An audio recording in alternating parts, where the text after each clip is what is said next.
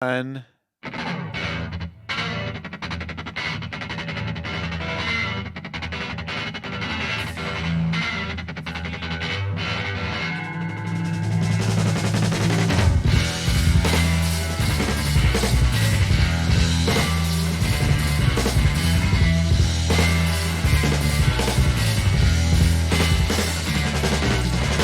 From the true North Star of professional wrestling, Calgary, Alberta, Canada.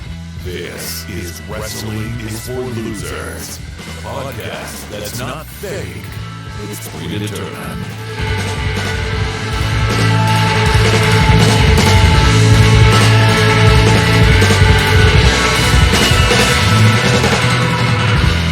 Hey, what's up, losers? It's me, Shoe Boots. And tonight, our discussion of the Montreal Screwjob continues as we review the 1998 documentary Hitman Hart Wrestling with Shadows, brought to you by the National Film Board of Canada. You're welcome, everyone.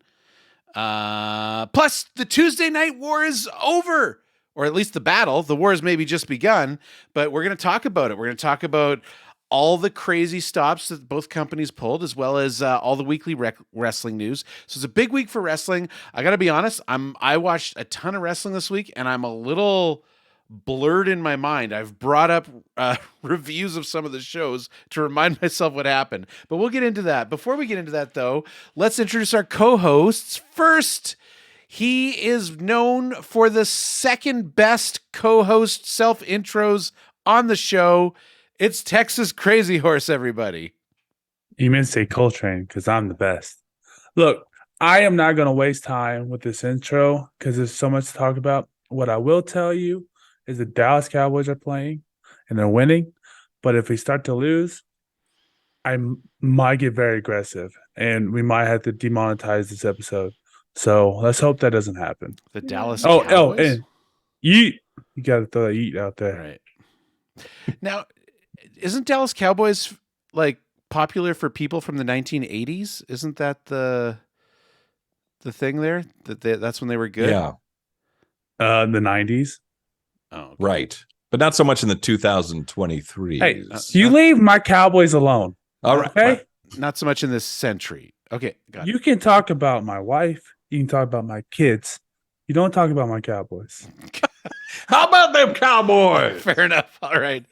Well, on that note, let's turn it over to our non-cowboy.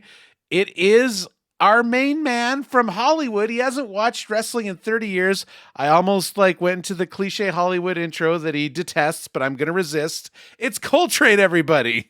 30 years, Boots, since these eyes have seen the titans of the turnbuckles making moose milk on the mat of madness. You see these raging rhinos rocking and rolling ringside while their retinas burn radish red. See these people, these picturesque people of power, presenting pectoral perfection, inviting you to a puberty-packed party of pain-possessed and protein-pumped prima donnas. It's a boot time. Boots. Yes, Boots, these buxom bulbous brochachos brought branded bombs and brazen beatings with unbelievable bite. Who farted? Was it the flatulent fans watching these fantastic fights of fancy, facing foes who fly far, far away, face first into fun bags of fame, fortune, and fee-fi-fo fun? Who farted? More like who didn't? My name is Coltrane, and when it comes to wrestling and the Cowboys, I'm relieved. Yes. How about them flatulent fans? Am I right? Am I right? I mean, I can only imagine attending a Cowboys NFL game smells like just one big nacho cheese fart.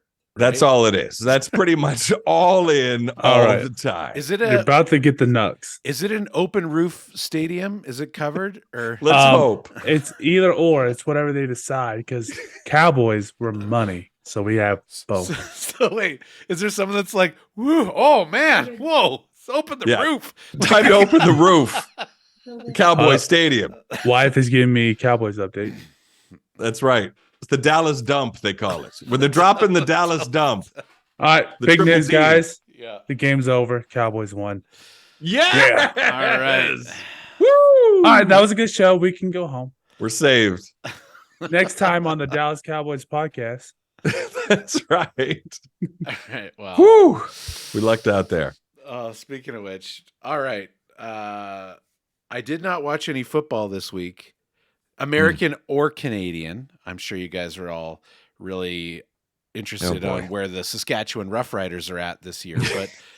But Is Canadian football like bowling? no, it's Right. where It's like tennis. They call it tennis here. it's where everyone that can't make it in an NFL team goes. Right. Do you know? Okay. Do you know? Yeah. So I live in Calgary. Our CFL team is the Calgary Stampeders, and named after the greatest outdoor show on earth, as you guys are well aware. Yeah. But do you know who our quarterback was for years before he went to the NFL? Doug Flutie. Flutie?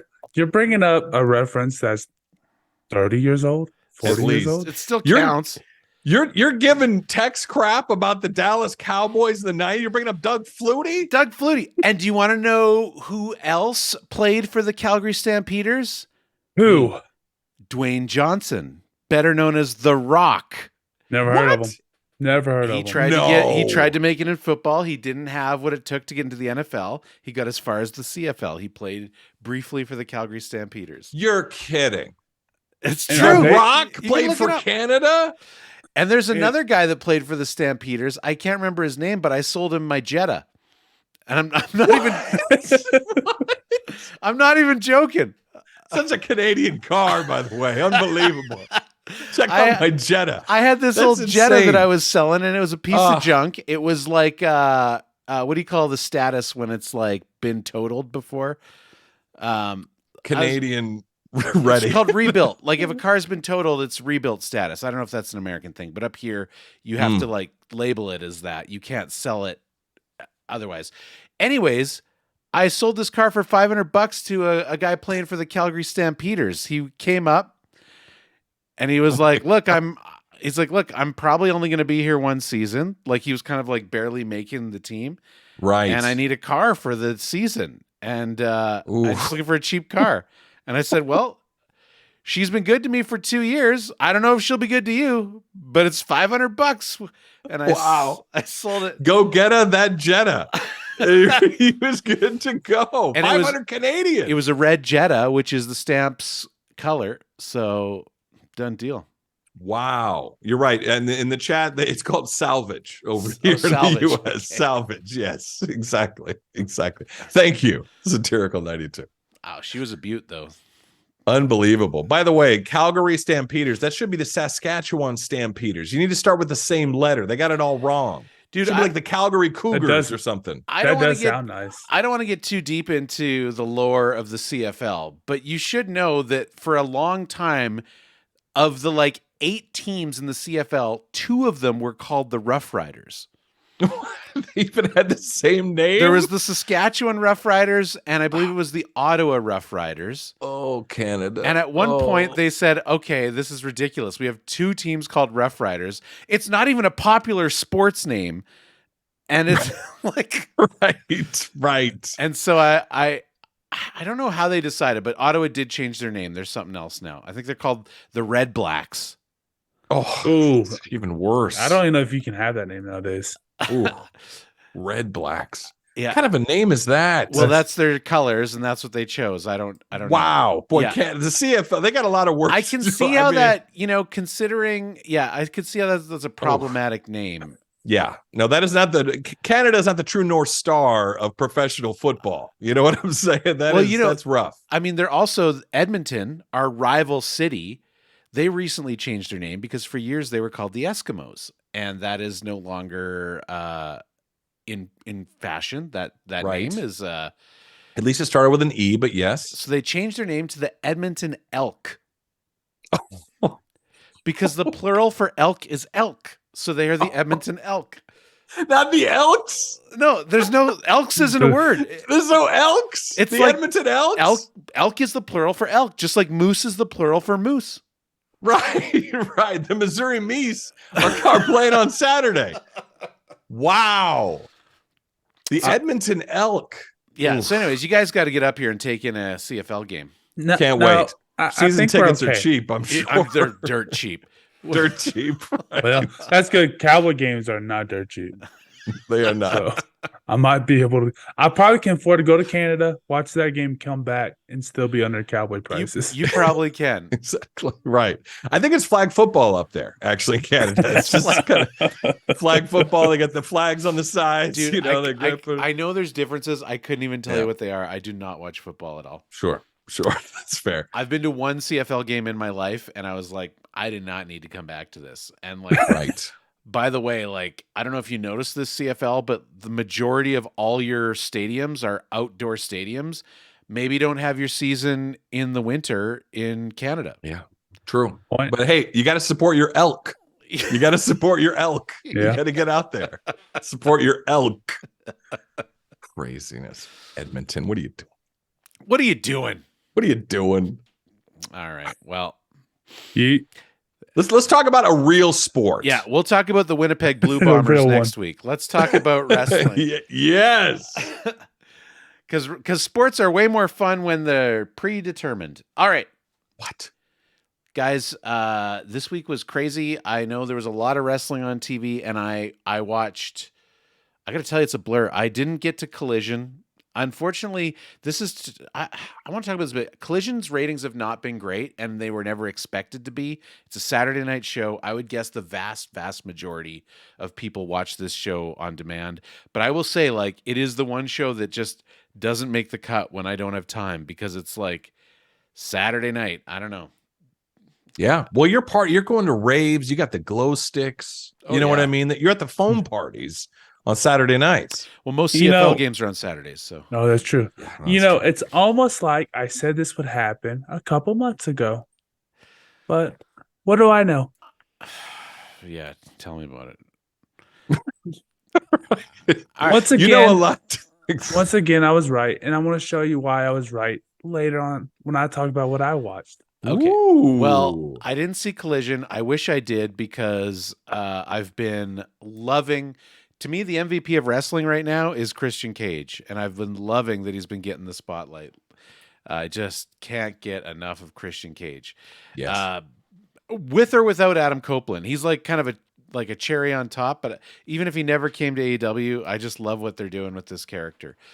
But obviously, I watched NXT this week, and I don't know if we want to like review those shows right now or wait till we get into our big story here. But that was my first time I ever watched an entire episode of NXT, and I've got to say, I don't feel like I've seen an episode of NXT. Oh, I basically saw Raw overflow, and Oh. like there was a couple matches featuring NXT people, but like even the NXT promos, there was like that one weird promo where it was like all these girls just gushing over Asuka, and yeah, I don't know, whatever. I don't want to take a dump on it because here's the thing about NXT is that it is a developmental show. So I think that if I ever did watch it, I would be much more hesitant to critique it because it is the place where they're trying new things and going wild. And I will say this, one thing that did strike me is the NXT fan base is rabid. yeah. That was a small arena, but a loud arena that they're in there. Is that the Performance Center? That's like their designated spot? Yeah. Yeah. So, yeah. What do you? Yeah, would you- they were like yelling at John Cena pretty heavy there. yeah, Oh, And Cena reacted. They were yelling something. yeah. And Cena was like, yeah, you're right. And I respect your opinion. I'm like, ooh, that must have been an insult. Like Cena was, I mean, he took it well, but I think it was an insult at Cena. You can't. I mean, see they that. saw him. They saw him. Yeah. They were not happy. Yeah. That was a good show. And then I gotta say, I mean, I don't. We can just get into it if you guys want. My Let's do it. take on it was NXT was that WWE brought out every name they could get, and they just plastered that show with stars, both announced and surprise. And AEW didn't have that luxury, so they plastered their show with just top tier wrestling matches. That was kind of my personal takeaway. What'd you guys think? well, so I didn't watch AEW because I didn't have time, but I did watch Raw, SmackDown, and NXT. Well, then you and did have time. I watched Yep. good wrestling. I was You had watching plenty good of time. wrestling. Oh, I had to pick out the bad ones. So oh, AEW went out the window because I don't want to watch commercials. oh. But out of those three, NXT for me personally, and we can get into it a little bit more later, was the best of the three. It was amazing. I actually loved the NXT product this week. It makes me definitely want to watch it next week. And I'm so excited to get into it. Why? Because you want to see what Cody Rhodes' big announcement will be? No, I want to see what. No, that was dumb. I want to see. Look. I want to see Braun Breaker more. I want to see Carmella Hayes, Dragunov. I want to see these guys again. They were great. I don't know why they book. I mean, I don't know anything about NXT, so I'm talking a bit out of my ass here. But like, I don't know why they booked him to lose that match. If he's like, shouldn't he be steamrolling everybody? If he's the next like, The next superstar? yeah. Hey, you gotta learn to lose too. It's all good. But okay, I'll get into it. Even though he lost, out of everyone on that card, he's the one that got the attention with John Cena. He got the moment with Undertaker. He got the Paul Heyman. He That's obviously is a star. True. Out of everyone there, I mean, he's the one. I mean, he obviously took the choke slam from Undertaker, but he came out twice. It was just all about him. Even though he was able to lose, and still I thought looked okay. And I'll tell you what I really loved about NXT. True. I'll tell you what I really loved about NXT. It was an hour. It seemed quick, right? I loved It's only an hour. biggest. Yeah, well, look, I watched on Hulu, so they might have cut like I think it's a 2-hour show, dude. Sometimes they cut some parts of it, but normally it's an hour on there. Maybe you were enjoying it so much. Maybe. It felt like it would just zip by. And that's the problem with Raw because it takes forever. I watched it up here on Sportsnet, and it was a 2-hour show, I'm pretty sure. Oh, well, I saw an hour, and it was great. I don't need to see the other hour. So, of the 4 hours of wrestling that we agreed to watch for this show, you watched 1 hour. Right. No. Oh, well. Look, I watch other stuff. He watched lots of stuff. I watch lots of stuff. So you were a big fan Bluey? of this Oh boy, Bluey. There's Okay. Bluey. All right. Let's, Colt, what did you think? I really enjoyed watching Baby's first wrestling. It was like I was watching an episode of Bluey. Here's the deal with NXT. Now I get it. It's developmental, right? John Cena said this is the future of wrestling. Here's a tip. Announcer guy, wear a suit. Don't wear a hoodie and jeans. What are you doing? Dress the part.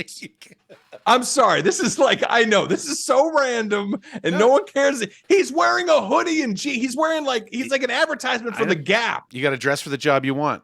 Thank you. Thank you. All right. This is the future. And also for you, buddy, I'm trying to help you here. All right. Dress the part, put on a shirt and tie. Don't wear a hoodie.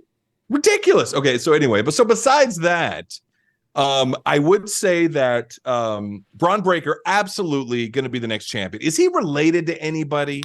Yes. Is he somebody's son or cousin or somebody? I don't know that you would remember Scott or Rick Steiner. They wrestled in WWF as the Steiner brothers. They were a tag team, but I believe, I mean, you can correct me if I'm wrong here, text or chat, but I'm a little hazy on these guys. I know their names, but I think most of their fame comes from WCW. Okay. If Got you. if Okay. I'm not So mistaken. Braun Breaker, absolute star. Completely agree with you, Tex. He's the next up and comer, right? He's on the up and up. And you're right. And obviously, WWE knows they gave him all the attention. Here's my issue with NXT. Besides the announcer wearing a hoodie and jeans, is that it wasn't an episode of NXT. They were so concerned about winning this Tuesday night against AEW that they had every single wrestler from WWE from Raw to SmackDown on that show. All right. They bring in Dominic Mysterio and Rhea Ripley. Right now, I get Dominic, I think, is the champion on NXT or something like that. Right. They do try to cycle in main roster talent in and out of NXT so that the idea is you tune into NXT, you're probably going to see one, maybe two stars from Raw or SmackDown on any given week. And so they bring them that's in. a newer thing that they've been doing.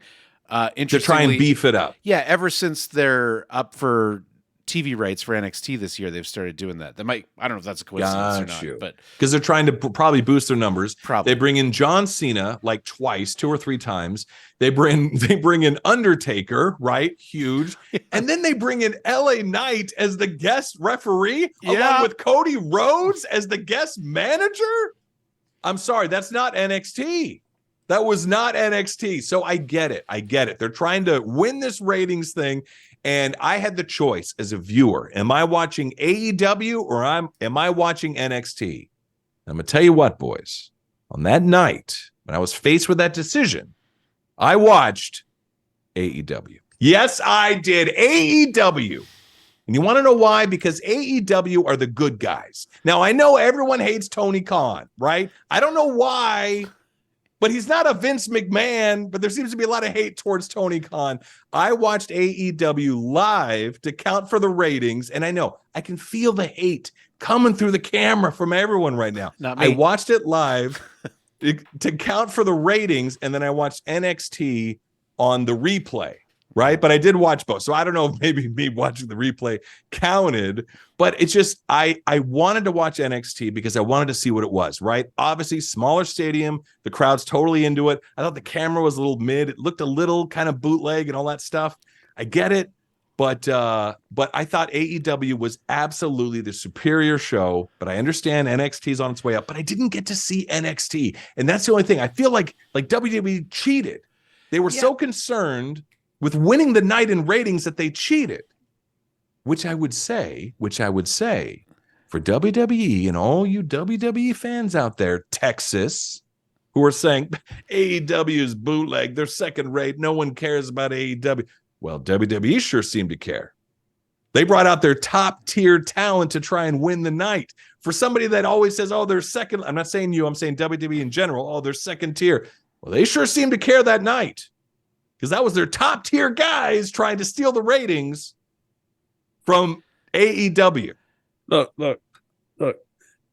If I'm WWE and AEW has to go on a different night, whatever's the reason, and they pick NXT, the small brother of the Raw and SmackDown. It's the little kid, right? Hey, if you're picking on my little kid, my little brother, I'm going to come up there and whoop you. Okay, I got you. So All right, I'm going to bring my guys over. They could have picked Thursday night. They could have picked Monday night, Friday night, Sunday. They chose against NXT, the weaker of the 3 shows. I think it makes sense that they're going to be on either Tuesday or Thursday if the show's normally Wednesday, right? If they're going to be close. Now, I don't know if they could have done Thursday. The reason, apparently there was Major League Baseball was the reason that they couldn't be on Wednesday. So maybe that's true of Thursday as well. Maybe they would have rather been on Thursday, but there was also a CFL game, I think. Right. So, yeah, they can't air it on CFL. I think it was the Alouettes and the BC Lions were playing. Yes, the BC Lions, and the of Montreal Alouettes. Okay. So, Unbelievable. How is that a league? All right, go on. I will argue that even though, yes, they had main roster people on there, the main matches were NXT talent. And so I do feel you were able to see Braun Breaker. You were able to see a Carmella Hayes, a Dragunov. You were able to see them, and you're able to see what they would be like when they're interacting with these major stars, when they do go to the next level. I think for me, like if I can find time, I would like to watch like an actual episode of NXT, because my feeling, I got to say, I know that a lot of people were very excited to tune in, and I know it was a big deal to a lot of people that The Undertaker was there. And I guess for me, it's like with The Undertaker was special, but it wasn't that special. Like, it's not like The Undertaker has been like, he's appeared on Raw this year, right? Like, it's not like we haven't seen him in 10 years and he's coming. But I'll give, like, it's special. It's something. The rest of it, though, it just felt like, it almost felt like a waste. Like, I don't need this. I already saw Cody Rhodes yesterday. I don't need to. I don't need to see these guys again. And I just feel like I think for some people who just want to see those guys, then this was the right play. And clearly by the numbers, there's a lot of people that just wanted to see these guys. My personal take was like, well, I see these guys every week. Like, I don't need to see them on a Tuesday. It's not a draw for me. I guess. Really? Yeah. Like, I don't. You don't want another taste of that Cody Rhodes, that American Nightmare? Well, I mean, I think that like when I watched it, was like, oh, he's going to make a major announcement, and they teased it like, oh, it's like they wanted to. They implied that it was going to have major repercussions on on his Raw storyline, and in my mind, I was like, that would be really dumb for them to actually like move the Raw storyline forward on NXT because there's no like you've already got the people watching. So you don't need to do it. You don't need to deliver. They're already watching. And it would just be a downer for everyone that actually religiously watches Raw that didn't see it.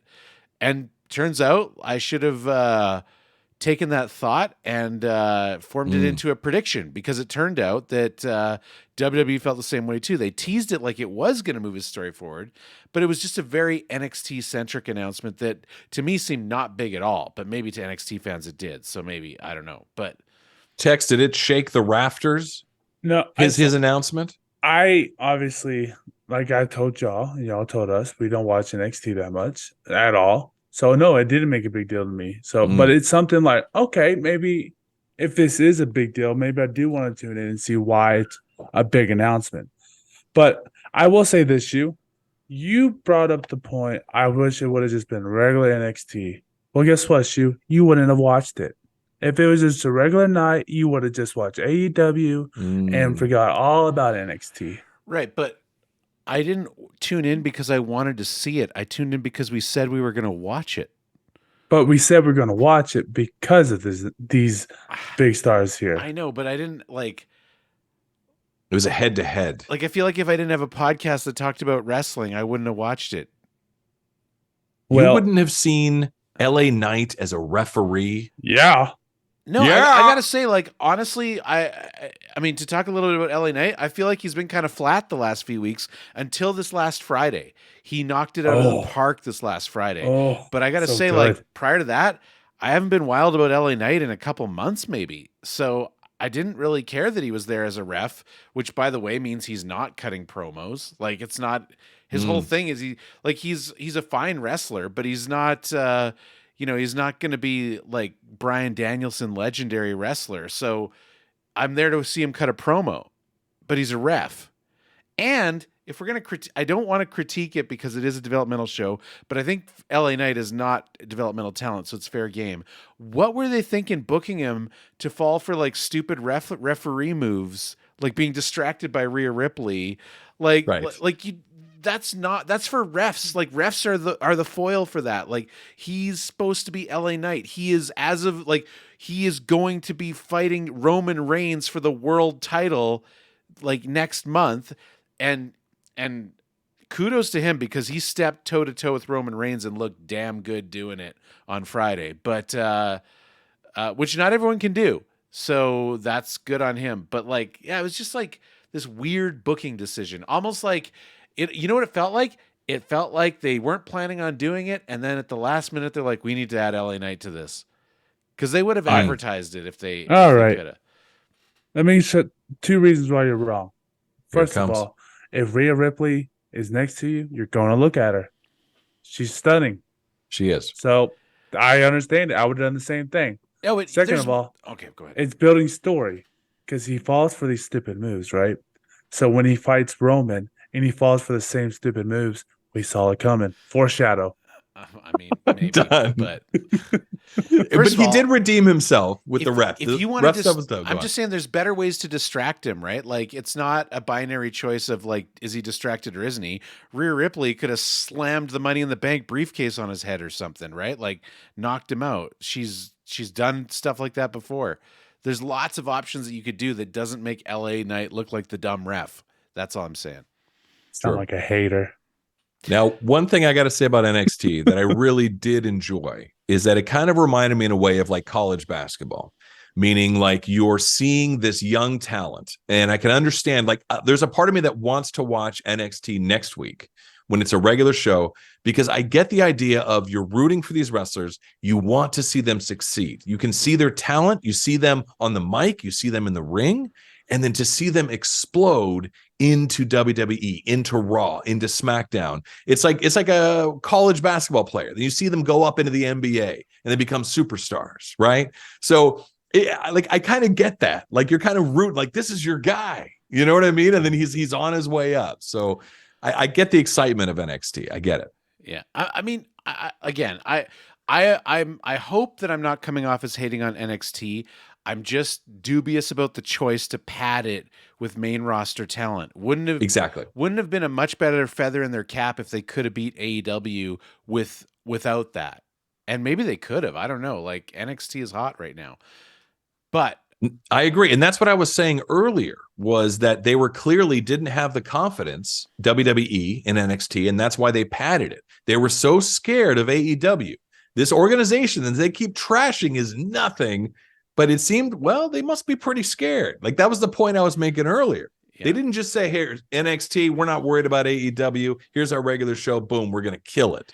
They were like, "Oh, we got to pad the heck out of this thing." Well, I will say, I mean, if Tony Khan doesn't learn to stay off Twitter, he could piss off a few people, and then we could really get a matchup. Okay, you're not wrong there. Let's shift now. Before we talk about Tony Khan, we spent a lot of time critiquing NXT. I do want to just call out that some of the best matches I've seen this year, multiple, happened on Dynamite. And one of them was in the buy-in. I don't know if you guys watched the buy-in, but you had to go on YouTube to watch it. And it was Eddie Kingston versus Minoru Suzuki. It was awesome. Man, Bryan Danielson versus Swerve Strickland was crazy. Rey Fenix versus Orange Cassidy was crazy. Hikaru Shida versus Saraya was good. And like we had 2 new champions, which is always exciting. And oh my God, Tony Storm. I love this character. And doing the silent movies during the commercial breaks. Oh man. That was awful, Boots. Are you kidding me? She's so good. No, that was terrible. All right. Now listen, I'm an AEW fan, but that was awful. That was terrible. That silent thing, it would have been great if it was like 15 seconds long. That went on for like 8 minutes. No, but wait, how did you watch it? Because that was during the commercial break.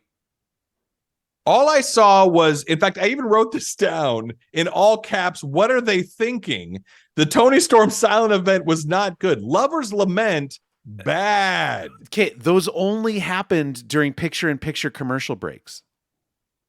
Well, I saw it full screen. I know. That's why I'm asking how you saw it, because maybe you didn't see it the way that it was presented as it aired.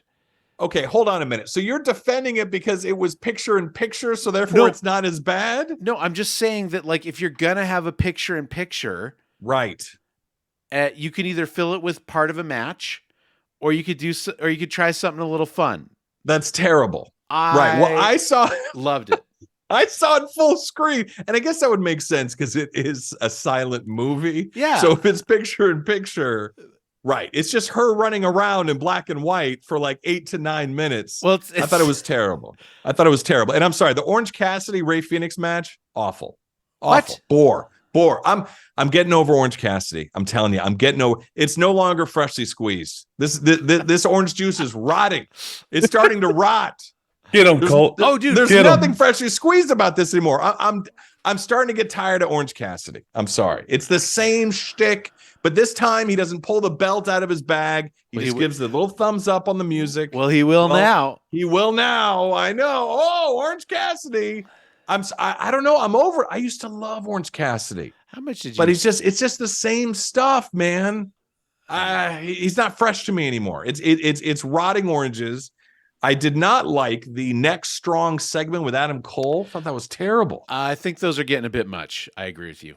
Too much. They're getting a little too WWE for me. AEW to me used to be about the wrestling, amazing wrestling. Now they're doing all these little segments and these cute little moments. I will say, like, too much. In my opinion, great wrestling is a balance between amazing matches, comedy, like story drama. Like to me, like the mix is what I really like. And I do agree that like those things they're just going a little overboard, and I get what they're trying to do. They're trying to build on the comedy that they've found success with MJF and Adam Cole together. The problem is that this isn't MJF and Adam Cole, No. right? Like It's not at all. And Adam Cole can't carry it. And MJF carried it. no, Adam Cole, I love Cole the guy. plays a but great he can't straight carry it. man to MJF. That's the Yeah. problem, right? Yeah. And I feel bad because I actually really like the story that they're doing with what's his name? Strong. With Roderick Strong. Yeah. I really like it. I just feel like they're digging just a little too deep into it right now, right? Like it was really funny, and now it's starting to be like, okay, you're going a little too far. So It was way too far. Hopefully they dial it back. I understand that Adam Cole did go for surgery this week, so hopefully he has a speedy recovery, but that probably means we won't be seeing him on TV for a while. Did you see Kevin Owen on? I know it's on their online thing, but I actually mentioned him. Yeah, that was pretty cool. And they didn't. Obviously, it wasn't on TV, but they still had it. Yeah, he wished his friend Adam a speedy recovery. Got you. But I thought the Powerhouse Hobbs match was amazing against Jericho. Yeah, and Jericho took a beating on that match. He took a beating. And Hobbs is huge. Yeah. Sorry. Jericho has, like, last week he had, well, at the last pay-per-view at Wrestle Dream, he had one of the matches of his career. And like a lot of people say he's a has-been, he's done. And when I see that, I'm like, you know what? Maybe he's slow sometimes, but he's still got it when he wants to. And on a different side of that same coin, a lot of haters of Chris Jericho say that he only cares about himself. He never pushes new talent. He never does anything. There are many examples of why that's not true, but this is one of them. He made Powerhouse Hobbs look damn good, and he had to make himself look weak in the process. And I've seen him interviewed about stuff like this, and he says he's willing to do it from time to time because he's solidified his name. It's not going to hurt him in the long run. He can't go on a string of them and become like enhancement talent. That's the mistake that I think WWE makes more than AEW. But I got a lot of respect for Chris Jericho. Yeah, and Hobbs, the traps on this guy. Yeah, like this guy looks like a more machine now than man. Like it's insane. Go ahead, so, Tex. When do you think he's going to join WWE? Because I see it happening. Hobbs? Oh yeah. I mean, maybe. I don't know. He got a big push from AEW this week, man. So did Jade, but it don't matter. He's the perfect fit for WWE. He is built like a WWE guy. I get that. I mean, he's just massive. He's just a tank. And I thought his match with Jericho was huge. I completely agree with you, Boots. Like he really pushed Hobbs. I could not get over the size of Hobbs. So but big. he would fit into WWE for sure. But I mean, you're right. I mean, but AEW gave him a good push, but they did the same thing with Jade. I like Hobbs though, man. I like Hobbs. Hey, you never know. I think that we're going to, over the next several years, see a lot of back and forth between these two companies. I agree. And I think that that's actually a really good thing for both companies, and especially for us, the fans, because what it means is we're going to get to see fresh matches, right? Like we're going to Powerhouse Hobbs goes to WWE after he's had matches with like the majority of the AEW roster. Great. Adam Copeland has done everything he could possibly do in WWE. He wants to do another year or two before he retires in AEW and have a few dream matches. Great. Like, it's all good.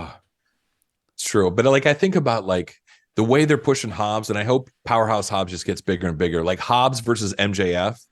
Like that would be awesome to watch. Yeah. I'd love that. I think so. I don't know if you guys caught the tease. I didn't catch it watching it, but I read about it. So Wardlow's back. That's the other thing. Wardlow's finally back, and he's doing squashes. I saw a close up. He's got written on the tape on his wrist. Did you see this? MJF. Now, Coltrane, you don't know the backstory between these guys, but I do not. For the first probably several years up until last year, so 2019 to 2022, for 3 years, Wardlow's role in AEW is that he was MJF's personal bodyguard. Oh, and he was like his goon, and MJF always made him do his dirty work, and he always slipped the ring to MJF when the ref wasn't looking. you're And kidding. that's who he was. And then they did this amazing story where Wardlow finally had enough, and they fought each other, and Wardlow beat the living hell out of MJF. You're kidding. Like, if you can find this match online, it's like 5 minutes, and MJF gets like one shot in, and then Wardlow just pulverizes MJF, and he has to be carried off on a gurney. Like, they made Wardlow look super strong, and Wow. MJF looked like he just got beat. So that's the last time those two have ever went face to face. But now MJF is the champion. So the idea of them having a rematch, I think, is very interesting, especially if they did it from an angle where Wardlow goes heel and now MJF's the good guy. That'd be really interesting to me. I agree. Yeah. Well, the Wardlow smash match or whatever that was, squash match, Yeah. that was way too quick. That was over in like probably like 2 minutes. Yeah. Like that was like, okay, come on. Like it could be a little bit longer than that. He's you done, know what I mean? in the last 2 weeks, he's had 2 matches, and they've both been exactly like that. Instant squash, and then for some reason he leaves through the audience. That's like his Right. Exactly. new thing. Hey, it's Wardlow. You know, that's how he rolls. Yeah, That's how he rolls. He's gone now. So, yeah, it'll be interesting to see what they do with him. Wardlow's another guy that a lot of people think will go to WWE when his contract is up, and I'm not sure if it's public knowledge when his contract's up or not, but he might be. Apparently, there's a lot of guys that their contract is up next year. So, we'll see. It'll be an interesting year. We'll say that much. But All right. Well, out of the 2 shows, Boots, because I don't think Tex, you were able to check out AEW. What do you think was the better night of wrestling, AEW or NXT? It's not even close. Like NXT banked on star power, and AEW banked on wrestling. So if you're asking like who had the better wrestling, well, it's the show that actually had amazing wrestling matches. I don't know, man. I got a pretty awful Tony Storm, Adam Cole segment to sell you that aired during AEW. I'm just saying. Okay. You know what? If you're going to compare what happened during the commercials to what happened to the NXT commercials, fine. Come on. If we're putting Tony Storm up against erectile dysfunction pills, fine. We can like right. Well, I'm saying that Tony Storm thing gave me erectile dysfunction. That's what I'm saying. Mission accomplished. All right. Well, that's literally what it did. Look, insanity. Give me erectile refunction. Yes, exactly. Lover's lament. My goodness. Blue Chew. This chat room is saying, thank you, Iron Grudge. Jeez Louise. Yeah, I think I can't argue with WWE's strategy. Clearly, they won handily. We didn't even say the numbers yet. NXT averaged 921,000 viewers. Dynamite averaged 609,000 viewers. Wow, that much of a difference. Yeah, and so it was big. Now, interestingly, Dynamite. I didn't put it here, but apparently, in terms of their share, and I don't fully understand Nielsen ratings, but apparently Dynamite, even though their viewers were lower, their actual share of the viewing audience went up compared to last week. So they actually had a larger portion of the TV viewing audience this week than they did last week, which is generally considered a positive thing. But all anyone wants to talk about is that they got crushed by NXT in terms of viewers. At the end of the day, to be devil's advocate on both sides, that's a lot of fans watching wrestling. Yeah. I don't think you're being devil's advocate there. I think you're talking sense. Like it. Look at that. That's a great 1.5 thing. million people watched wrestling on live television. Like that's not even awesome. everybody that watched it later, right? So now, I personally think that Tony Khan feels like he lost. So at the end of the day, I think they lost. this is okay. This is the second time you've tried to segue to the next thing on our show notes, so I'm going to let it work this time. And he's doing it beautifully, Boots. Yeah. He's doing it masterfully. I just want to talk about Tony Khan. Okay. Yes, let's so do it. Tony Khan has kind of went a little wild on the internet this week, both before and after NXT. Now, Tony Khan is known for many things, and one of those things that he's known for is having a bit of a short fuse when it comes to Twitter or X, whatever you want to call it. Yes. And So he had a tweet for directed at Triple H, and I'm sorry I didn't paste the full story here, but I had a message for them. It was towards Triple H. Was it towards Triple H and Adam Pearce or just Triple H? I don't remember. But anyways, he shared what is apparently a screenshot from the show Curb Your Enthusiasm of a door which has painted bald asshole on it. Right. Wow. And then he did like a very Tony Khan thing. So he said, "I have a message for them." And then it said, "See you tonight at a special Tuesday night. Title fight Tuesday, 8 p.m. 7 Central." Like just bald ass. Tony Khan's got no chill. No chill. No chill. And then I believe, if I remember correctly, that he was having interaction with several fans, and one of them was saying something to him, and he said, "Okay, I guess we won't see it tomorrow night for Title Tuesday." And then somebody replied to that and said, "If Sir Vince McMahon said this, there would be many failed AEW fans crying nonstop and furious, cry face, cry face, cry face, hashtag hypocrites." To which Tony Khan replied, "Oh boy. Sorry, my show notes. I know I'm ruining my pacing here." He replied, "If Sir Vince McMahon said this, it would be the least of his alleged misdeeds." Which, I got to say, two things here. First one, the first one I'll say, and this is hard for me to say because I am an AEW shill, and I don't want to say anything rude about AEW because if I could ever work for them, I'd love to. But not a good look. Not a good look, the first one. No. Definitely when you kind of show that something's getting to you, it's not a good look. And maybe there was a more tactful way he could have called Triple H a bald asshole. I don't know. But maybe. Debatable. Yeah. Second one, I have mixed feelings about because it's probably, again, Tony Khan probably should not be taking this bait on the internet. But I also think that I am totally up for more people calling out Vince McMahon for his crap. So I have mixed feelings about that one. But I will say, like, overall, not a great look. Now, do you guys want to talk about these now, or should we talk about what he said afterwards the next day first? Let's go afterwards. Okay, I want it all. The day after, he did make a post on Twitter, and I'm going to read it word for word. This week, 2 active decades-long rating streaks from 2 great legends were ended. With all due respect, until this week's head-to-head AEW on TBS versus WWE on USA, neither John Cena nor Undertaker had ever been on a WWE show with under 1 million total viewers, under 400K in the demo. So he tried to be tactful, but he basically tried to call, I think, like, it's obviously he was trying to, but it's like, hey, look what we did. We actually, like, put a big enough dent in them that not even John Cena and Undertaker could draw 1 million. But again, did not come off great. And also, I think that just, like, no good can come from trying to take shots at John Cena and the Undertaker. Like right. Most wrestlers in their heart of hearts love both companies, right? They love that both companies exist. They're happy for their friends working in both companies. You start taking shots at John Cena and Undertaker, and all the friends of John Cena and Undertaker are going to start to have a problem.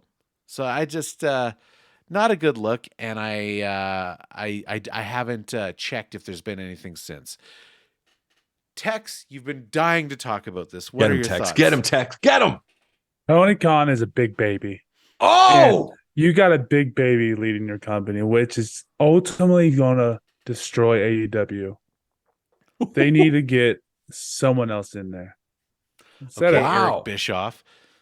Hey, you're calling for his removal. It's ridiculous. Obviously, he doesn't need to be removed. He needs someone to control him, and he needs someone to actually run the business. Because all these tweets are going to do is make Triple H mad, make Vince mad. And you know what they're going to do? Monday nights will move to Wednesday. Good luck with that. Because Tony Khan, you can't compete with that.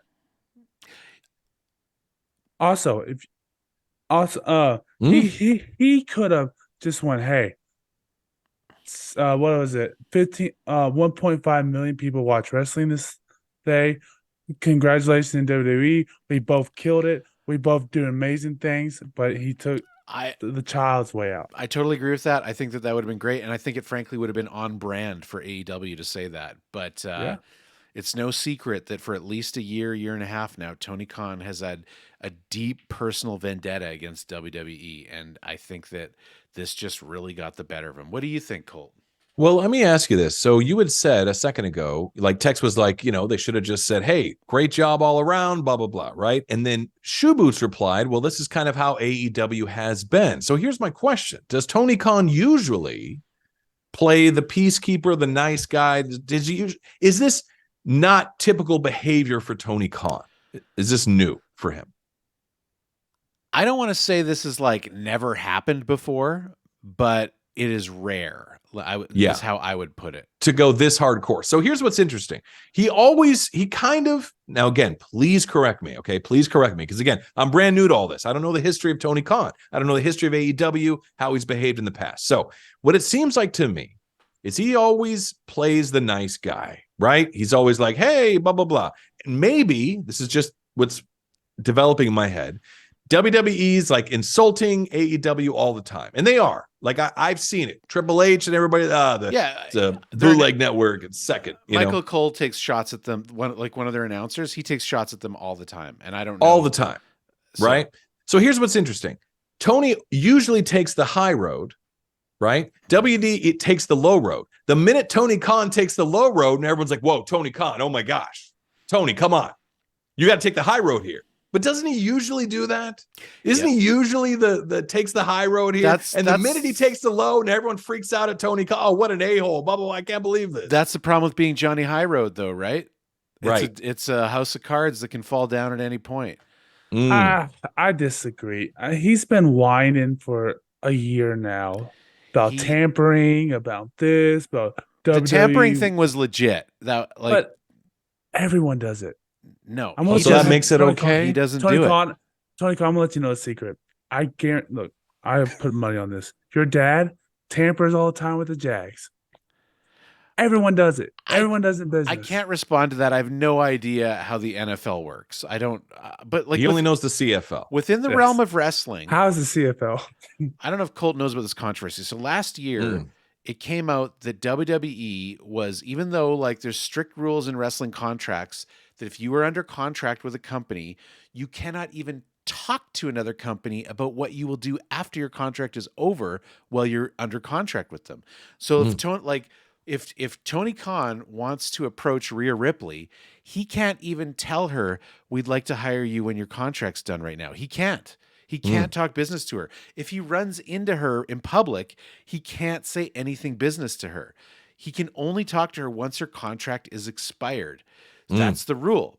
However, it came out last year that WWE was approaching several AEW wrestlers while they were under contract, and we don't even know how many, but some of them basically ratted WWE out and told Tony Khan. Do you think? What do you think's the reason for Iron that? Grudge in the chat says AEW is guilty of tampering. Also, there's no way Edge showed up the day after his contract expired without it. True, but but Adam Copeland has come out and said that it was only a public internet belief that his contract expired the day before. That was not true. His contract had actually expired earlier in the month. Oh. It expired on Monday, not Tuesday, actually. So I think it expired in like 10 or 11 days or something before that. So, I mean, I got to say that with all the alleged misdeeds of Vince McMahon, as Tony Khan tweeted about, and all of his history in the past, I'm sure there's a little bit of funny business going on with WWE, right? That doesn't. I don't think that surprises any of us. Some kind of tampering or some craziness going on. No, and I truly believe, and I obviously don't know. I think everyone's tampering. Look, someone's tampering. Get me off this show right now. It's going everywhere. Look, I'm not going to sit here and say that Tony Khan is an angel. I don't know the man. However, I will say this: I find him to be an honorable businessman, if that makes sense. He Hmm. and he talks about this, and there's strong examples of this that he doesn't cut people. He finishes their contracts even when he doesn't want to use them anymore. He always keeps his deal. New Japan, I don't know if we talk. I can't remember if we talked about this on the show before. Maybe we did, but I've said it recently to somebody, and I'm sorry if it was you guys. But New Japan, when WWE saw that New Japan and AEW were shaking hands and working together, WWE, even though they had nothing to do with New Japan in 2 decades, came and tried to get an exclusive deal with them so that they wouldn't do business with AEW anymore. Wow. This is like a couple years ago. This is after the first Forbidden Door event where they had the joint event. And New Japan ultimately even turned down more money and said, we don't trust WWE and we find Tony Khan to be honorable. And when the Japanese say that you're honorable, you are effing honorable, my friend, because they're the Japanese. Right. Right. Right. Right. That explains it all. But I know what you're saying, and I agree. Again, I just think this was, he had a rough night. You know what I mean? Tony had a rough night. You know, it was a moment. But it's just so funny to me because he's behaved so high road, so highbrow. He had a lowbrow moment, which is very common on the other side, and that's why everyone's jumping on him. So it's an interesting point that you brought up, that he's got quite a cross to bear when you're the good guy. Suddenly you have a rough day, you're the bad guy, and everyone's like, "What? How could you?" You know. I think the fair critique of Tony Khan is that he is a very good person in the world that he lives in. Wrestling is a very scummy place, always has been. Like, but he's one of these guys, and I think we can all think of people in our life that are like this. When he's hot, right? Super nice guy, but if you get the better of him, he almost like, it's not that he like gets angry like he's screaming, it's that he loses his composure in the moment. And you can actually see this if you watch press conferences with him. Every now and then somebody will ask him a question that sets him off, and he'll like keep a smile on his face and he won't get angry, but he'll start talking really fast, and you can tell that he's like you know, like in his head, that's what's going on, like and so he needs to like I think the best thing Tony Khan could do for himself, which I don't think is too uncommon for someone in his position, is to get, like, when he wants to tweet something, that there's a second set of eyes on it before he hits send, you know? Yeah. You know who else acts like that? When they feel that way? My child. Oof. I'm just saying. I mean, Right. I agree. He's probably a super nice guy. I've never seen any evidence that he's not a super nice guy. Right. Don't know if a super nice guy is going to be able to lead a company for long. You're still talking about your child here? Yes, my child cannot lead a company. She's emotional. Right. It's just not gonna. It's not in the cards. Not right now. Not right now. At least. Maybe in a few years. You are touching on a criticism that I've seen lobbied against Tony Khan for the last 4 years, pretty much since he got into this business, and it's been certainly lobbied by Jim Cornette. It's been lobbied by Eric Bischoff, my hero. I think what's his name, Diesel. Kevin Nash. Kevin Nash. A lot of these guys that are basically podcasters these days, people that are not in the business any longer but podcast. A lot of them have lobbed this at Tony Khan. They're like, you know, and some of it was fair, like with the CM Punk stuff, like you don't have your house in order, and like he's just too nice. And I guess where I come from with that is the old school train of thought, and there is room for change. And if Tony Khan can't run a successful business, fine. But as far as I'm concerned, he's run a very successful business so far, the second most successful business in wrestling history. Yeah, it's huge. And the fact that he keeps getting compared to WWE as the bar that he's supposed to meet only demonstrates how successful he's been, because nobody should be comparing him to WWE. Not even him, which sometimes he does. But like, I mean, this is actually good. I feel like maybe that's what set him off here. He probably is comparing himself to WWE, and he shouldn't be. Like, he should, you know. And I think the criticism that he can't run a successful business is just unfounded. Yeah, it's completely successful. The fact that, like as I was saying earlier, the fact that WWE had to stack the deck so much on NXT just says how threatened they were, that they wanted to make sure that they crushed the night. And you know what? To WWE's credit, they did win the ratings race. But look what they had to do to get it. Mhm. You know what I mean? They had to bring in their top tier talent. Like I enjoyed NXT, but I would have liked to have watched an actual NXT episode. You know what I mean? I would have liked to have seen it. So, anyways, Tex, I'm sorry that you had to be dealt such an AEW centric podcast because I'm sure you would love to rag on him for an hour. But No, like I said, I wasn't a think good look if for sure. what he needs, It was terrible. What he really needs, I think Mark Cuban's talked about this before. When Mark Cuban, he's the owner of the Mavericks. Everyone knows the Dallas Mavericks, even you Canadians. When he tweets something, there's a second party that'd be like, well, let's not allow that to happen. And Right. he needs that for sure. Yeah. And he needs to stop focusing on stay off Twitter. Tony Khan, there's no reason. Triple H ain't on Twitter. Vince ain't on Twitter. Stay off Twitter. Focus on your business and don't worry about everyone else. These these egg avatars or whatever it is nowadays, talking crap to you. They don't matter. Yeah. Don't worry about them. I think there's room for him to have a presence on social media if he wants. Like if the older guard doesn't want to do that because they don't come from that era, that's fine. That's not the era that Tony Khan comes from. He just needs to like mitigate, he's a smart guy. I'm sure he can see like, oh, this is like a weak point in my profile as a human being. I can mitigate against that. I can get an assistant to like look at that and say, maybe not. Right.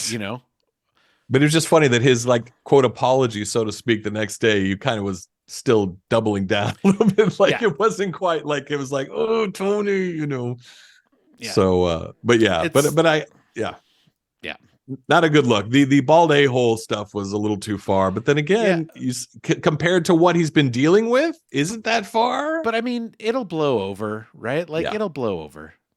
And hopefully he learns from this to just play it a little cool. But it was still fun to watch, and I enjoyed being able to watch both and to see which one was better. And I was not as big of a fan as AEW that night as you were, Boots. I had some issues with a couple of the programming choices, but I gotta say I'm just sold on AEW. Like I'm just sure. I'm just in. Like I just love it. And and I won't pretend that I'm objective about it anymore. Like it's just like that's good. I love the passion. That's great. I just love it. We haven't even talked about the biggest thing that's happened this week. What's that?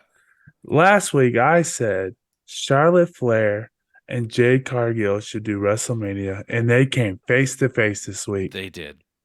And you know what? I'm gonna tell you what Zach happened. My Shield phone call. I got a phone call on it. It was Triple H. He said, "Hey, gotta watch SmackDown. Taking your advice." It was the bald a-hole was calling. Yeah. Actually, look, don't talk about Trips that way. He's a good man. Okay, you're right. Sorry. I have a whole thought on Jade Cargill, the way that they're presenting her so far, but I feel like we're gonna get derailed again, and we only have so much show left. We should probably let's maybe take a closer look at Jade Cargill next week and see what they do with her this week. And Roman came back. I know. Look, I know it was a very consequential SmackDown. Roman came back. They brought back authority figure. They brought back general managers to Raw and SmackDown, one of which was Nick Aldis, which I'm crushed because Nick Aldis has been wrestling locally here in Calgary for the last 2 years, and he's already said he can't do it anymore. I thought I was going to get to see him wrestle live at the end of this month. He's currently the Dungeon Wrestling champion locally, and I think he has to surrender the belt now because he's with WWE. And he was supposed to wrestle Davey Boy Smith Jr., who's also out with an injury. So I don't know what they're going to do with that show, but good luck, Dungeon Wrestling. I'm so sorry that you lost your headline match for WrestleWeen 3. But can I just ask one question and Tex, because of the excitement that you mentioned? Tell me about this LA Knight Roman Reigns action that happened on Friday night. What happened there? Give me the goods. Just real quick. Just give me the goods. The goods is most of the time when Roman comes, he sucks all the energy out of the room, and no one can get on his level with promos just because he's all the attention's on Roman. Roman Reigns. Right. LA Knight was able to use his words and get all the attention on him.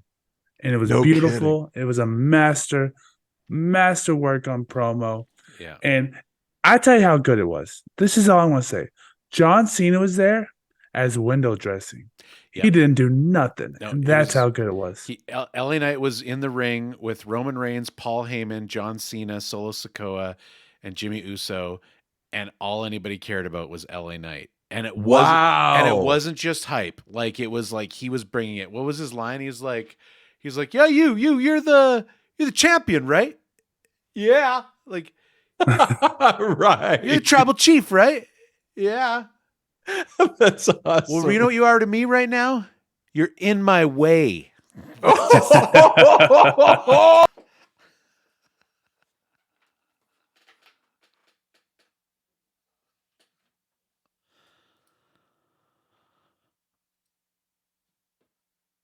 So good. And SmackDown was, I really enjoyed SmackDown this week because it really brought some stories together. It even is- has, go ahead. Yeah, I was going to say, like, it is a shame that we do need to move on because I think that we saw massive changes in SmackDown, like in WWE's kind of like overall major story in SmackDown this week.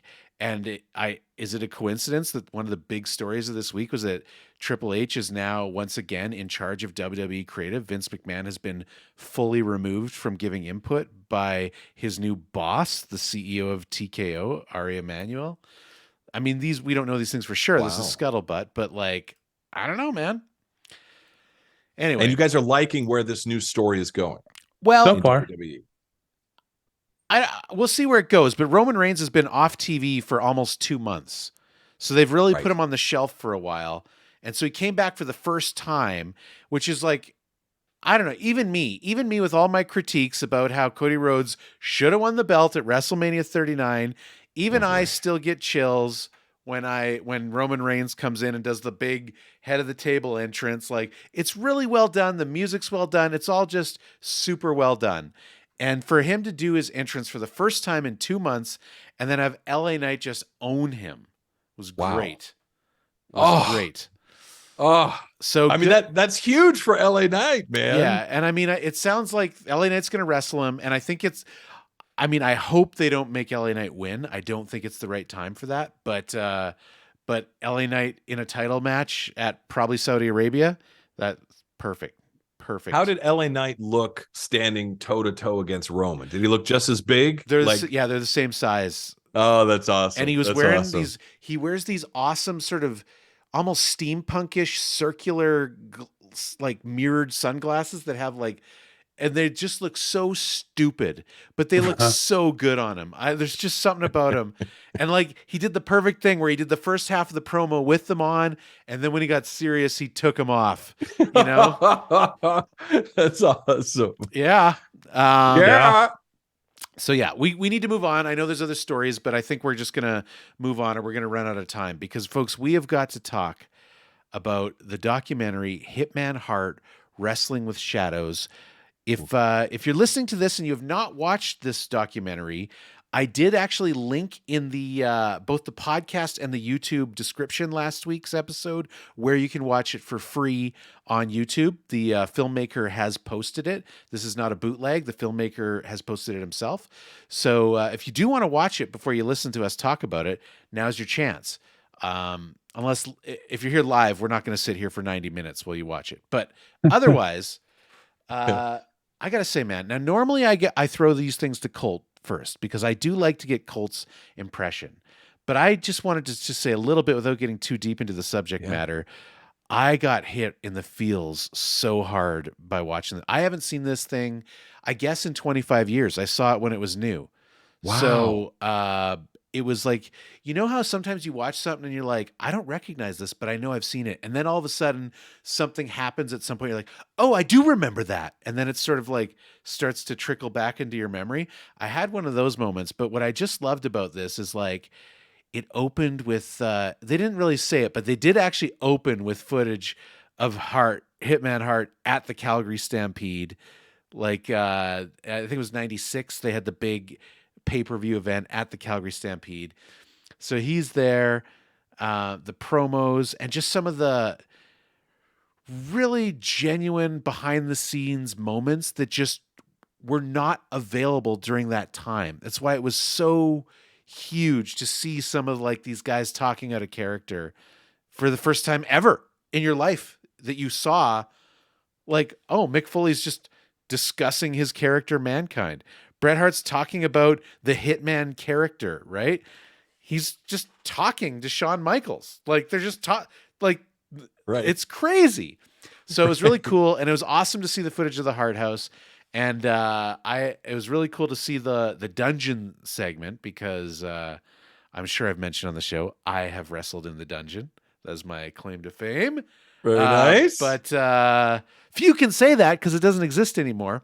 The building does, but the dungeon doesn't. And yeah, I mean, we're gonna get into like the screw job and all that, but this really took me back to a time in my life where I watched almost as much wrestling as I watch now, but I was watching a lot back then. So, Coltrane, what did you think about this documentary? Big picture stuff. I always loved Bret the Hitman Hart. He was one of my favorite wrestlers of all time. And now I know the person behind it. You know, Bret said that wrestling is a lot more real than you think. And him as a character, as not just his character, but him as a human being, he's exactly what he portrayed, exactly who he was. And my impression of him as a kid, meaning he stood for what was right, what was just, a good person. He had integrity. He went to the mat, both literally and metaphorically for people. And it just, my level of respect for him went up beyond anything I could ever have imagined. And what was amazing about the documentary, like you said, it actually started how it ended. It started with the very last scene, essentially, of the documentary, of the Montreal Screwjob. That's how it ended. It started with him talking about how I can't lose to Shawn Michaels. I just can't do it. It's just not right for my character. I can't lose to Shawn Michaels. And then it cuts to this interview with Vince McMahon, and you can still see the black eye. Yeah. You can still see it's under the makeup, but it's there. It's definitely there. Yes. And I wrote down what he says. He says, Vince McMahon, I have no sympathy for someone not doing the right thing, for the business that made him, not doing the right thing for the fans and the performers and the organization that helped make him what he is today. Bret made a very selfish decision. Bret screwed Bret. And that's how it started. Vince McMahon, right out of the gate. That set the tone, and then we get into it 1 year earlier, you know, leading into the documentary. And it was just so brilliant, and that you can see which side are you going with? Which side do you go with? Do you side with Vince? Bret's leaving. He's going to the WCW, but you know what Bret went through. Vince was trying to get rid of Bret. You know what I mean? And then he leaked that, Bret Hitman Hart. Now, again, this is Bret's side of the story. He's a sellout, and all the fans were like, you sell out and all that stuff. But you see what's happening. Before I get too carried away, Tex, for you watching this again, knowing what you know about the Montreal Screwjob, did you have a similar experience to Boots? Was this your first time seeing this documentary, or did you see it when you were younger? I've seen it before a long time ago, but growing up, I always thought Bret was kind of a whiner. And I've been watching interviews lately, and I kind of actually feel kind of like it's kind of real heartbreaking. This whole year thing is just seeing where he's conflicted, and he wants to be so honest, and he wants to respect Vince and what he's done for him, and just to see at the end of the day that as much of respect as he had for all of them, they didn't have the respect for him, and they kind of ran over him, and I feel bad for him. Yeah. But I still think he's somewhat to blame for this whole situation. I just don't think the documentary does a good job of. Well, it obviously just shows Bret's side. It doesn't. This is very clearly Bret's version of events, right? Like this is a Brett centric documentary. I think that like no matter how much you might side with Bret Hart, no one can reasonably say that this is like a fully all sides equal objective view of the situation. Right. Sure. I would say too, being older now, watching this, older, being 22 years old, as Right. I am, as we all are, Boots, that I can kind of understand a little bit of Vince's side. I hate actually saying that out loud, to be honest, but that he's leaving. He can't take that belt with him, right? But he did agree. Like you've got a wrestler, Bret the Hitman Hart, who says, I can't. It doesn't make sense. It's not right for my character to lose the belt in Montreal in front of my fans. I can't lose the belt. I'll win this match, and then I'll do a ceremony, and I'll hand over the belt. And Vince says, okay, great. We got a deal. No problem. And then during the match, there seemed to be a problem. Then Vince was like, you know what? We're going to give you a little screw job. I got a different idea here, that he seemed to work out with the referee. Now backstage, it was amazing. So basically what happens, and I'm sure everybody listening to this already knows or watching, there was a plan that Bret the Hitman Hart was going to win against Shawn Michaels. Shawn Michaels was going to put him in Bret's move, and then Bret was going to reverse it, put it back on him. He was going to get the submission, count out, win the title. Everything's great. Well, Shawn Michaels does the move. Bret's getting ready to do the counter, and suddenly the ref goes, he's out, ring the bell, and that's it. And the match ends. And Bret says he heard Vince McMahon, the second that Bret got put in that submission, he heard a voice, Vince's voice, say, ring the bell, ring the bell. Referee rings the bell. It's over. Shawn Michaels is the winner, and the ref, it's like he had a jetpack strapped to his back. He's out of there. He was out of there. He literally leaped through the ropes and sprinted to the end. And I will say, I'm sure some people are wondering if Shawn Michaels was in on it or not. By the way, this information may have come out later. I don't know. Yeah. But Shawn seemed genuinely confused in that moment. Bret seemed confused. Shawn Michaels seemed confused. Everybody was looking around like, what is going on when this happened? And you could almost miss it because it happened quickly. But when they were interviewing him in the locker room, Bret the camera's on Bret, and he's like talking about. But then he says, "You don't even realize Shawn Michaels is in the room with him there." He's like, yes. "Were you in on that, Shawn?" And Shawn says no. But Shawn's going to say no whether it's true or not, right? Like there's no scenario where Shawn's going to say yes. Right. But like he was like, no, hand to God, man. This wasn't me. This wasn't me. It wasn't me. And then like that's intercut with his wife reaming out the rest of Shawn's buddies, Triple H. Triple H. And Triple H has got like that. He looks like a teenager being scolded when he's sitting there. I think his wife was the whole time, even before, she kept saying, they're going to screw you. They're going to screw you. She was right the whole time. Yeah. She called it. Yeah, she was, because she wasn't blinded by loyalty like he was, right? Yeah, exactly. And that's the thing about poor Bret is like, I just got off the phone with Vince, and he says it's a money thing. They got to let me go because they don't have any money. And then she's like, well, that's a load of crap. Yeah. Like there's no way that's real. Like she is the matriarch. She is looking out for Bret, and Bret is just trying to be the good guy. He's trying to, I got to be there for Vince. He was loyal to me. I got to be loyal to him. And he's kind of blinded by that. And he even took less money. He did not take the original deal from WCW for $9 million. He stayed. He is the hitman, right? Like he's it's not much of a character, right? He makes the naive babyface decisions in his life, Yeah.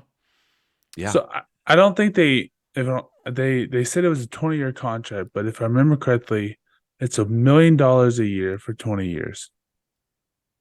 I think that's what their contract was. And over time, over time you would have a lot. But WCW offered him $9 million over 3 years, right? Right.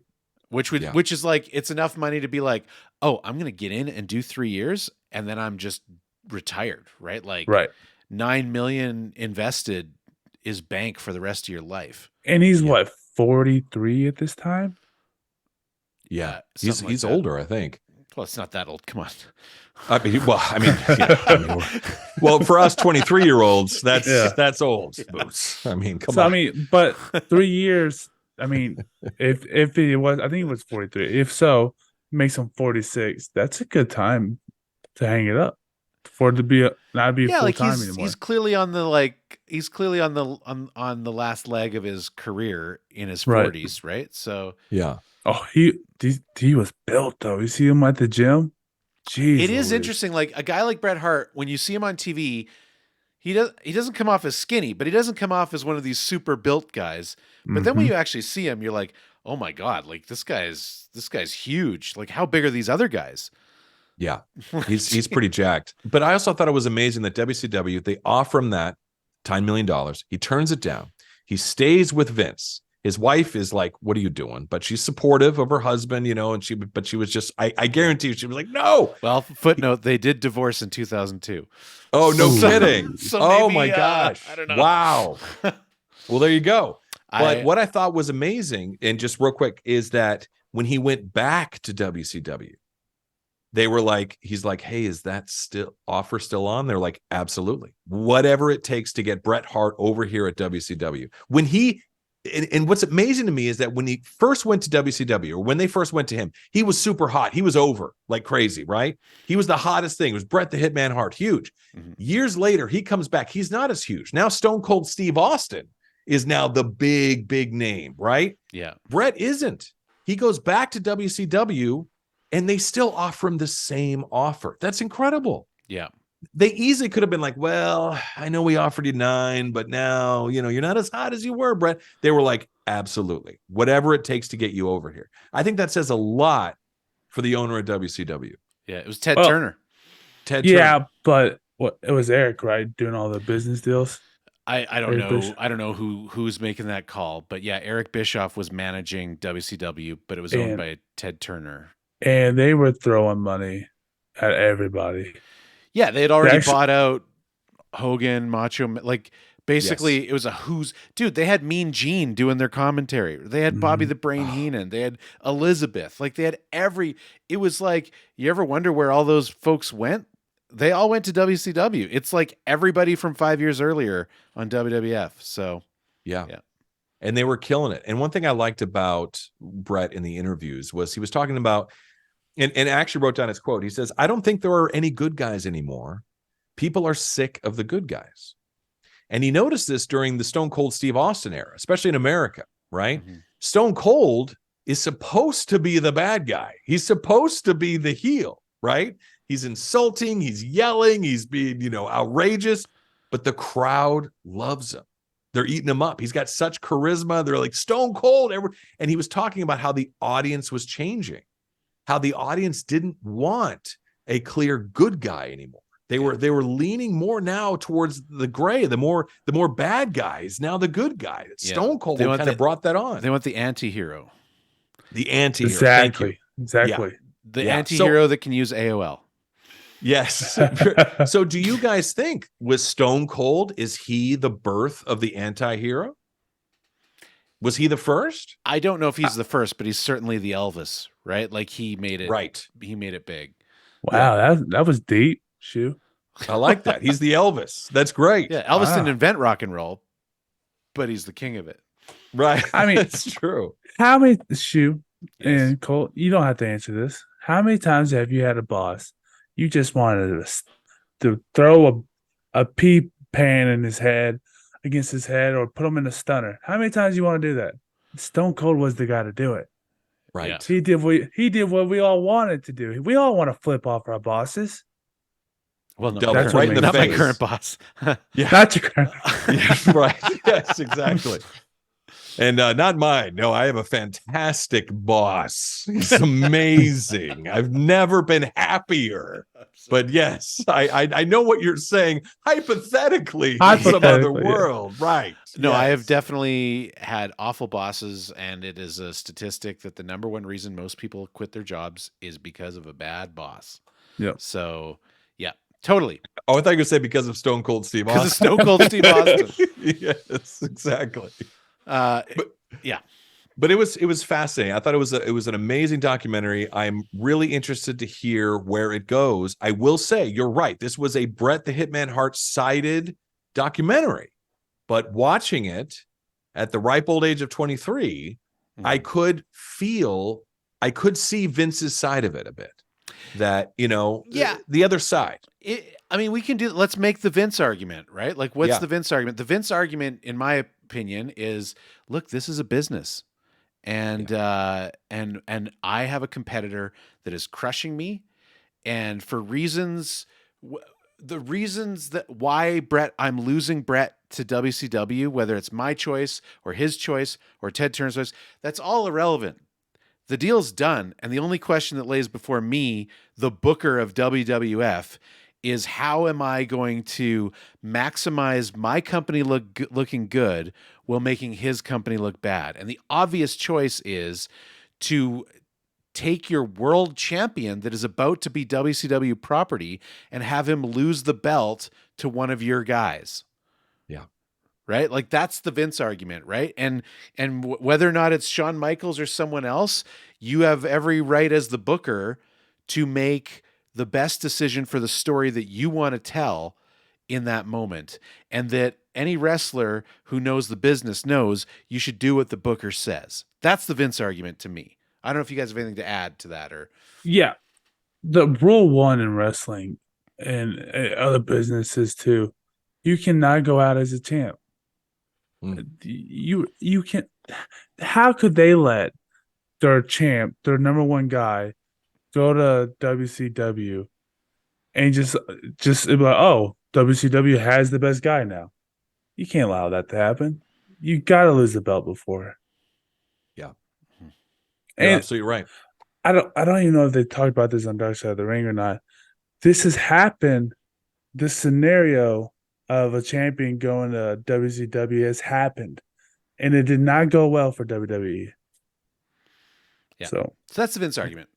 Now, one thing Grudge is saying in the chat, and he's right, because Bret mentioned this, that Bret did have creative control. So the last 30 days, yes. This is the counter argument, right? So everything that I just said is true. However, how do you interpret that the booker gets to say when the booker makes the choice to hand creative control over to the talent? I would argue. So my personal view at this point is that everything I said I believe is true, and I believe that the Vince argument is valid in that vacuum. However, the reality of the situation is, at least based on this documentary, is that Bret had creative control, and that was Vince's choice, and that was probably something that Vince offered to him to be able to renege on the agreement that he had originally made, which cost Bret millions of dollars. So Vince basically said, this is what I'm going to give you as booker. I'm going to give you this booking choice as part of this agreement for you to let me off the hook for the deal that we made. And I got to say, in that context, it gets very muddy very quickly. It is not so simply that you got to do what's best for the business, especially when you look at Bret's interpretation. Yeah, there's some ego in there. There's certainly some ego in there. But when he talks about it and he reasons through it, he's talking about this is what's good for the character, right? Yeah. Like, he's not just being like, oh, I hate Shawn Michaels. I hate Vince McMahon. I want to leave the champion. He's offering other options to Vince other than him losing the belt in Montreal to Shawn Michaels. Yeah. So, yeah. You're right. He always talked about the character. He's like, this is the right ending for this character. It was always about the character. So the problem is the WWE is not keeping the character. So they don't care about the character. And he had creative control, but I think it was creative control within reason. He wasn't like Hulk Hogan, where Hulk Hogan could literally just say, I'm going to win this match. Mm-hmm. They're supposed to be able to, if you don't like something, you all have to come up with the reason you both like. I mean, yeah, I guess you can get into a debate about what's reasonable. Right. And obviously they lied to him. That's the other thing, is that, like, it would be another thing if Vince went, no, you're going to lose this match. And they argued about it, and then Brett stormed out, and then Vince made him lose the match. That'd be one thing. But Vince said, hey, whatever you want. And you can kind of like knowing what's going to happen when you listen to that audio because Brett wore a wire into his meeting. Amazing, by the way. Amazing. The way Vince is talking, you know that Vince has already decided, right? Like he's like, yeah, sure. Hey, whatever you want. And he's talking with his kids and stuff too at the time. Like, you sleazebag. Yeah. Yeah, it's pretty rough. So, but that's Vince. I think one thing, because, and I don't know the answer to this, it seemed like they made it look like it was a day of decision of what the call was going to be. Yeah. But this match was coming for two or 3 months. So I think they knew about this event. This situation was coming. Mm-hmm. And obviously. But there's a million ways that they could have either taken the title off Brett or put somebody else on as his match, right? He could have fought The Undertaker or whatever, right? Like there's so many things that they could have done, but they just chose it. I think Vince just said the best move for my company is for my ultra heel Shawn Michaels to defeat my ultra babyface. Like from a storyline perspective, that's the best for me. And that just ultimately for Vince took precedent over anything else. And then he had to say whatever he needed to say to get Brett to do the match, to get Brett to agree. And that's why maybe in those interviews, he was like, yeah, man, whatever you want. But like you said, his decision was already made. He just needs to get him in the ring, and then he'll screw him once he's in the ring. Yeah. But if, let's say, hey, you know what, we're going to do Undertaker instead. You don't have to lose to Shawn Michaels. Would Brett would he have found another reason of not to lose? And that's something we don't know. Was it he was? We don't know what's in his head. Is he going to not lose no matter what, or it was there actual situation where he would be and it begs the question of like, is there selective editing going on here, right? Like, are we just hearing the best parts of what Brett has to say? Is there other pieces that have been carefully omitted here from this version of things? So yeah, that's true. But Brett seems, he seems like a legit, again, but you never know. But oh man, it was heartbreaking to see the end of that match and what happened. But again, me just watching it, Shawn Michaels looked like he was not in on it. Looked like it. Again, I'll see other documentaries we've got. Maybe we'll find out he was in on it. Who knows? Although, hey, silver lining, you did get a clear shot of that loogie in the. Oh my God! Yeah. Yes, did we ever? Holy cow! Can we talk about Vince when he's walking out of the locker room, just like wobbling? Oh yeah, he got punched out. Yeah. Literally, I love it. They're like, "Hey, can you guys leave? I'm gonna go talk to Vince." And then he's like, "Yeah, he ran into my fist." He's like, "Wait, what?" I punched him. I punched him right in the face. I just saw him. And I just punched him. And guess what? No one sued over that. No one got kicked out of someone did get kicked out of the company. No one whined about it like CM Punk when that happened. It just see.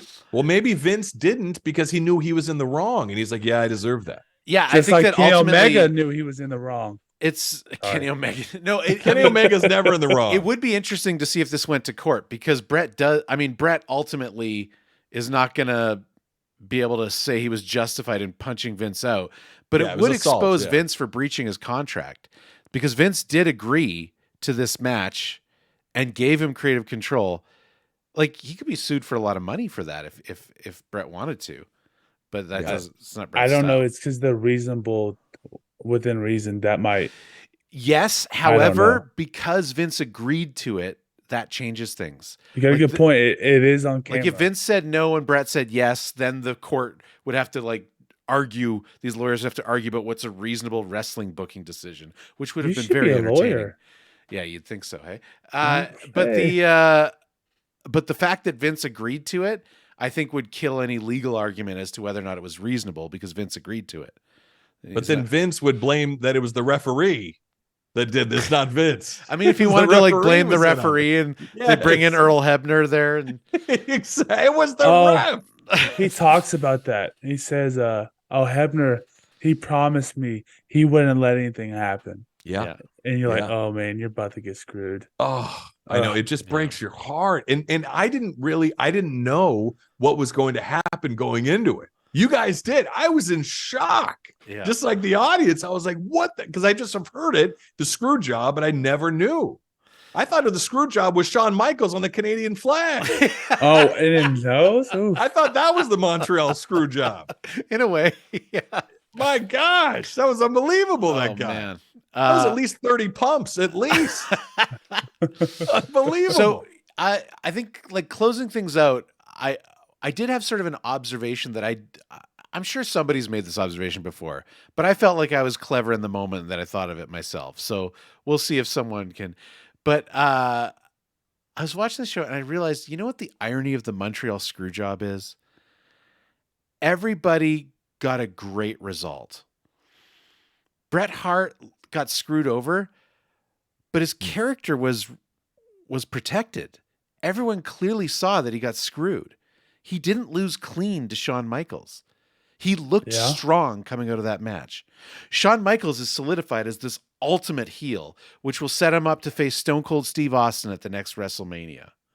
And Vince McMahon plants a seed that makes him arguably the greatest villain in wrestling history and leads to so much success that over the next 2 years, he buries WCW and regains the leadership of the wrestling industry.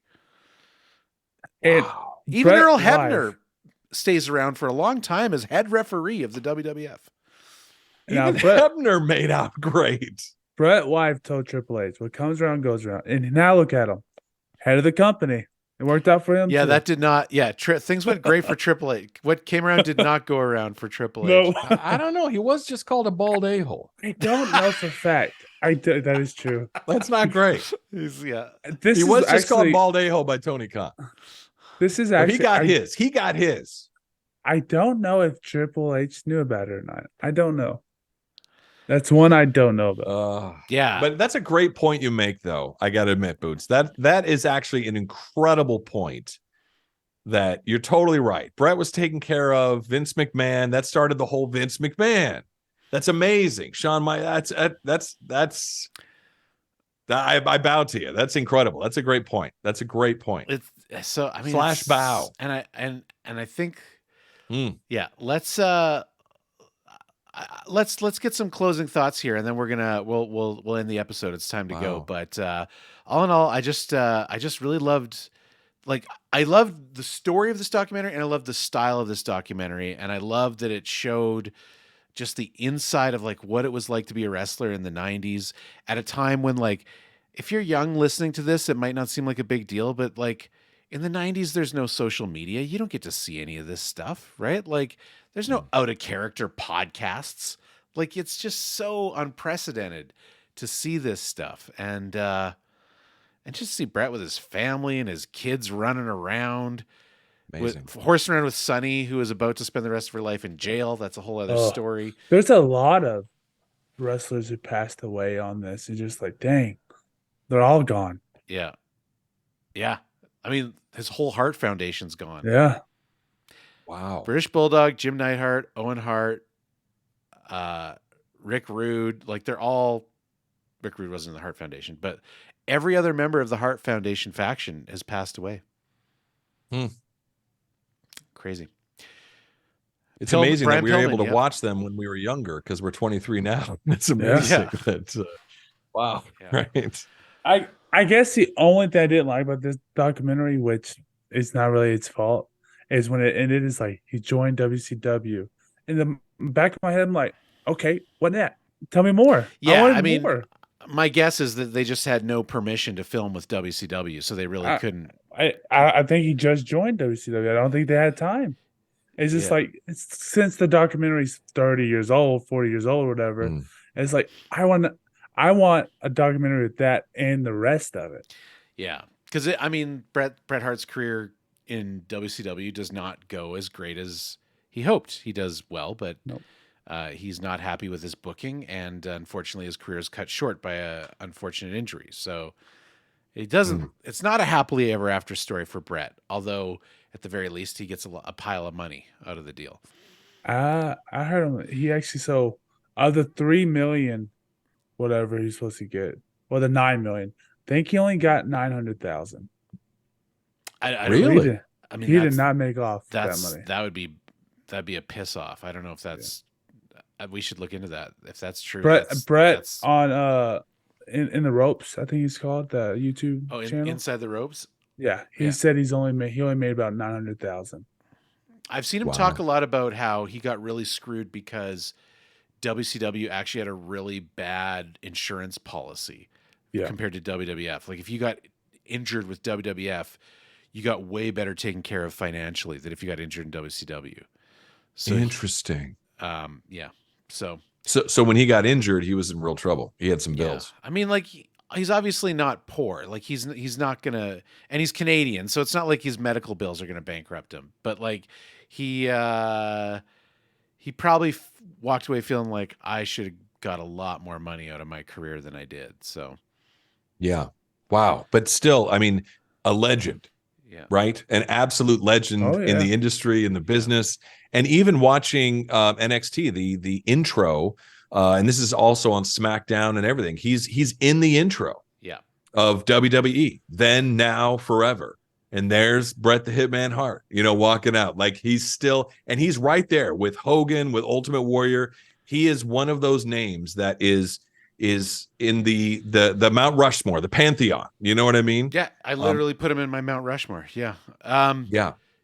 So, yeah, Bret Hart. Now, we're not done with this story because we're going to go and look at some other content that has come out in the years since. So we've got to see the best example of sort of eyes on the ground as it happened. There is unfortunately no counter documentary from that era. So that's all we have. But we do have a lot of stuff after the fact, especially in recent years as wrestling has become popular again. A lot of people have decided to talk about it. It's also, it's sort of Bret Hart's buried the hatchet with Shawn Michaels and Vince McMahon, at least to some extent. And enough time has passed that I think people feel more comfortable being candid about it. But on the other hand, memory is a tricky thing. It's funny how you remember things. Is that how it happened? I don't know. So what we're going to do is for next week, we are going to watch Dark Side of the Ring, Season 1, Episode 2, entitled The Montreal Screwjob. Woo! And I meant to talk to you guys about this before the show. After next week, the week after, unless you guys want to do a show without me, we won't do a show because I will be in Anaheim for BlizzCon for work. Right. So I was going to ask you guys, would you rather skip a week and do our third part, which is the Grilling JR podcast, or would you rather just do both of these things for next week? And to give you context about what you're signing up for, I believe the Dark Side of the Ring episode is about 45, 50 minutes long.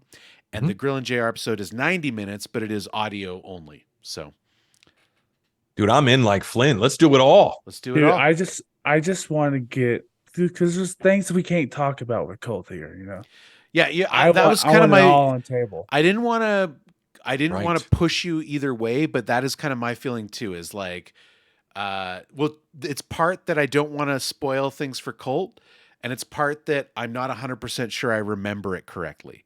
Good point. So I like that. I think, okay, then that's what we're going to do. We're going to watch Dark Side of the Ring, episode 102, Montreal Screwjob, and Grilling JR, episode 186 from last year, entitled Bret Hart. Now, I know that he put some of his stuff on video. I will check if there's a video version of this available, but it is definitely available in podcast form, if not. Love it. Oh, I can't wait. And then we'll get into it. We'll get into it next week. Yeah. So yeah, that's the doc. Let's get into the next the final chapter of our Montreal Screwjob mayhem menagerie. I can't do it, Colt. That's your gimmick. Okay, so you had good momentum though, into that moment. It was fantastic. Yeah, so it was quite mighty. Folks, we're gonna get going here, but if you ever want to write the show, you can write wrestlinglosers@gmail.com. We will respond on the show if we can. You can email at the shoe or tweet at the shoe boots, or post rather. But otherwise, that's gonna do it for us. For me, for Colt, and for Tex. Later, losers.